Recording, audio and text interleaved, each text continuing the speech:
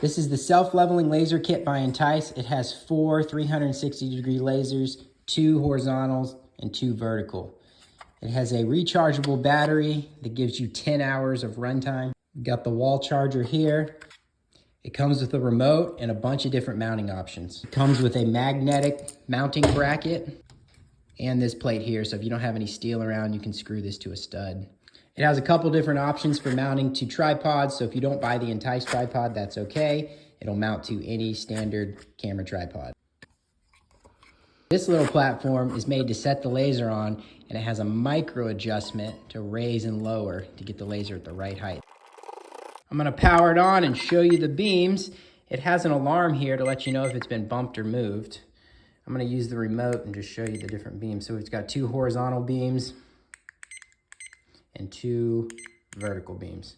So there you go. This is the laser I use. I hope that was helpful. If you want to see more, you can go to their account, and I also have a link in my bio if that's helpful.